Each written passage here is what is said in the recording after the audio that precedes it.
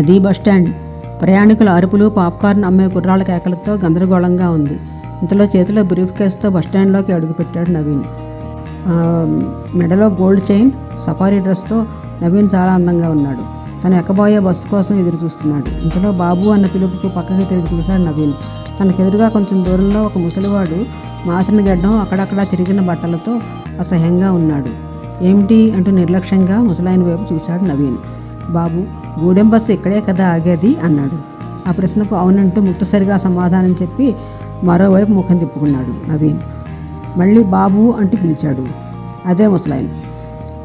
ఏమిటన్నట్లు అసహ్యంగా మొహం పెట్టి కళ్ళతోనే ప్రశ్నించాడు నవీన్. నవీన్ చూపులకు భయపడ్డ ముసలాయన, ఈ బస్సు జంక్షన్లో ఆగుతుందిగా బాబు అన్నాడు. ఆగుతుందిలే అంటూ మరోవైపు మొహం పెట్టాడు. నవీన్ శుభ్రతకు ఎంతో ప్రాముఖ్యత ఇస్తాడు. అలాంటి నవీన్ను అపరిశుభ్రంగా ఉన్న ముసలాయనతో మాట్లాడడం అంటేనే అదో రకంగా ఫీల్ అవుతున్నాడు. అదీగాక ఈ బస్టాండ్లో ఇంతమంది ప్రయాణికులు ఉండగా పన్ను కట్టుకుని తననే అడుగుతున్నందుకు మనసులోనే తిట్టుకోసాగాడు. ఇంతలో గూడెం బస్సు వచ్చి పాయింట్లో ఆగింది. బిలబిలామంటూ జనం వచ్చి బస్సులో ఎక్కడానికి ఒకళ్ళనొకళ్ళు తోసుకుంటూ నానాయాతన పడుతున్నారు.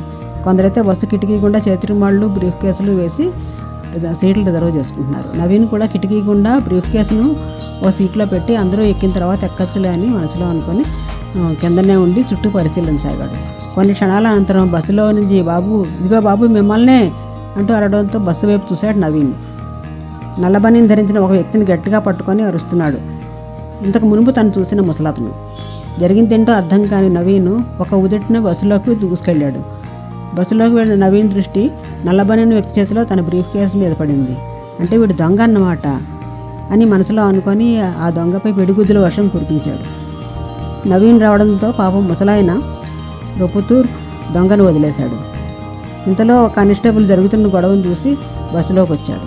జరిగింది తెలుసుకొని ఆ దొంగని లాఠీతో కొట్టుకుంటూ బయటికి తీసుకెళ్ళాడు. ఇంతలో నవీన్ దృష్టి బస్సు రాడ్డుకు ఆనుకొని ఆయాసంతో రొప్పుతున్న ముసలాయన మీద పడింది.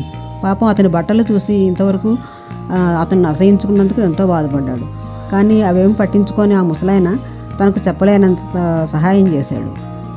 తనే ఆ దొంగను గమనించి పట్టుకోకపోతే బ్రీఫ్ కేసులో ఉన్న తన స్టడీ సర్టిఫికెట్లు, 2000 రూపాయలు డబ్బు, బట్టలు అన్నీ పోగొట్టుకొని ఉండేవాడు. అందుకే తను చేసిన తప్పును తెలుసుకొని ఆ దేవుడి రుణం తీర్చుకోవాలని మనసులో అనుకొని ఆయాసంతో రొప్పుతున్న ముసలి వ్యక్తిని చేత్తో గట్టిగా పట్టుకొని, చూడు తాత, నీకు చాలా నీరసంగా ఉన్నట్టుంది కదూ, నా సీట్లో కూర్చొని కాసేపు విశ్రాంతి తీసుకుంది కానీ రా తాత అంటూ తీసుకెళ్ళి తన సీట్లో కూర్చోబెట్టుకున్నాడు.